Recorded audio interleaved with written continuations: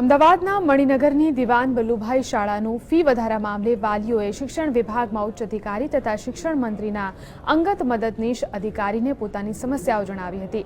બાદમાં આજે વાલીઓ શિક્ષણ અધિકારીને મળીને વાર્ષિક 14,000 ફી ભરવાની તૈયારી બતાવી હતી। તો બીજી બાજુ ડીઈઓએ પણ બંને પક્ષો વચ્ચે સમાધાન થઈ જાય તે માટેના પ્રયાસો હાથ ધર્યા છે। સાથે સાથે જિલ્લા શિક્ષણાધિકારીએ શાળાને શો કોઝ નોટિસ પણ ફટકારી છે। અમદાવાદના કાંકરિયા સ્થિત દિવાન બલ્લુભાઈ સ્કૂલના સંચાલકોએ સરકારી નિયમો નેવે મૂકીને ફી વધારો કર્યો છે। ડીઈઓના આદેશનું ઉલ્લંઘન કરતા ફી ઘટાડો કર્યા સિવાય વિદ્યાર્થીઓના ઘરે 28,600 ફી હોવાના પ્રવેશ ફોર્મ મોકલી દીધા હતા। બાદ ડીઈઓને મંગળવારે મળવા આવેલા કેટલાક વાલીઓએ શાળાની દાદાગીરી વિશે પણ વાત કરી હતી, જેથી ડીઈઓ વિદ્યાર્થીઓનું ભણતર ન બગડે તે માટે બંને પક્ષો વચ્ચે સમાધાન કરાવવાની તૈયારી દાખવીને શાળાના સંચાલકો તથા વાલીઓ વચ્ચે મીટિંગ નક્કી કરવામાં આવી છે અને જો મીટિંગમાં સમાધાન નહીં થાય તો શાળાની વર્ગ વધારવાની મંજૂરી અટકાવવા માટે શિક્ષણ બોર્ડને પત્ર લખવામાં આવશે તથા શાળા પર કાયદેસરના પગલાં પણ ભરવામાં આવશે।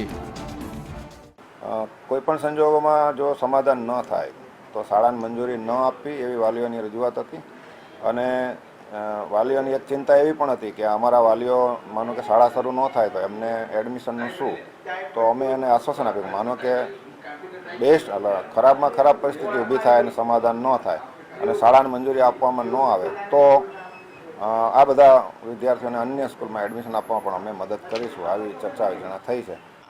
આજની મિટિંગમાં એક તો ખાસ એવી ચર્ચા કરવામાં આવી કે જો એક તો ફી વધારાની જે ચર્ચા છે કે ભાઈ ફી વધારો 10% થવો જોઈએ 14,500 અને બીજું કે ભાઈ એક વર્ગની જ મંજૂરી આપવાનું કીધું છે ડીઓ સાહેબે કે સરકારના કાયદા મુજબ એક વર્ગની જ મંજૂરી મળે।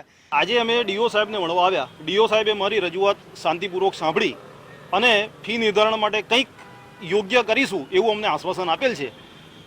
જો મેનેજમેન્ટ નહીં માને તો અમે આગળ અમારી લડત ઉગ્ર બનાવીશું, અમે અનશન કરીશું, ધરણા કરીશું, મુખ્યમંત્રી અને વડાપ્રધાન સુધી અમે અમારી રજૂઆત કરીશું અને અમારા બાળકોનું ભવિષ્ય ઉજ્જવળ બને, ભવિષ્ય રૂંધાય નહીં એવા અમે પગલાં લઈશું।